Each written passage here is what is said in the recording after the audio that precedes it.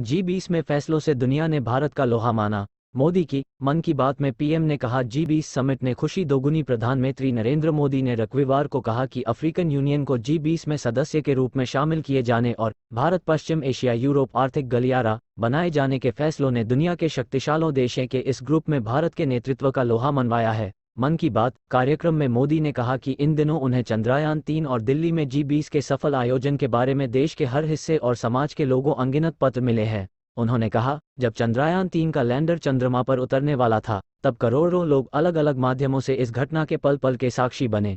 इसरो के YouTube channel पर 80 लाख से ज्यादा लोगों ने इस घटना को देखा। यह अपने आप में एक रिकॉर्ड है। प्रधानमंत्री ने कहा कि चंद्रयान-3 की सफलता के बाद G20 के सफल आयोजन ने हर भारतीय की खुशी को दोगुना कर दिया। आयोजन स्थल भारत मंडपम तो अपने आप में एक सेलिब्रिटी की तरह हो गया है, जहां लोग जा रहे हैं, सेल्फी ले रहे हैं। उन्होंने बताया कि G20 यूनिवर्सिटी कनेक्ट कार्यक्रम के जरिए देश भर के लाखों छात्र एक दूसरे से जुड़ेंगे और इसमें टेट, आईआईएम जैसे कई संस्थानों के छात्र भाग लेंगे। उन्होंने बताया कि वह खुद इस कार्यक्रम में शामिल होंगे और छात्रों से संवाद करेंगे। प्रधानमंत्री ने कहा कि पिछले कुछ वर्षों में और G20 समिट के दौरान भारत की तरफ दुनिया का आकर्षण बहुत बढ़ा है। उन्होंने G20 सम्मेलन में शिरकत करने आए विदेशी प्रतिनिधियों का जिक्र करते हुए कहा कि इस दौरान उन्हें भारत की विविधता, विभिन्न परंपराओं, खान-पान और विरासत को देखने का मौका मिला। मन की बात में वर्ल्ड हेरिटेज लिस्ट का जिक्र भी किया। 2 सितंबर को मनाए जाने वाले विश्व पर्यटन दिवस का जिक्र करते हुए पीएम कहा कि रोजगार पैदा करने में टूरिज्म का बहुत बड़ा पहलू है। उन्होंने खुशी जताते हुए कहा कि भारत में वर्ल्ड हेरिटेज स्थलों की संख्या लगातार बढ़ रही है।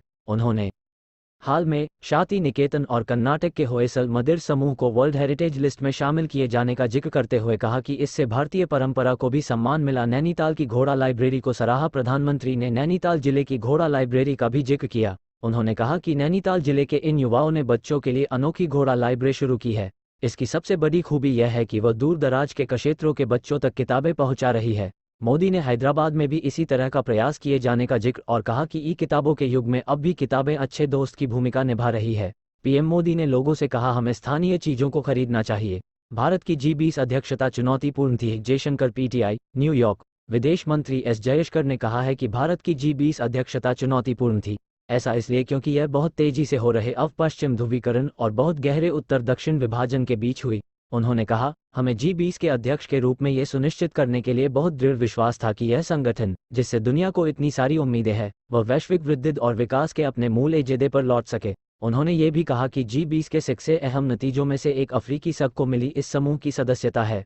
इसकी जिम्मेदारी खासतौर पर हमारे ऊपर थी कि G20 के अपने सभी सदस्यों के साथ मिलकर हम G20 का ध्यान ग्लोबल साउथ की जरूरतों पर ध्यान फिर से केंद्रित कर पाए।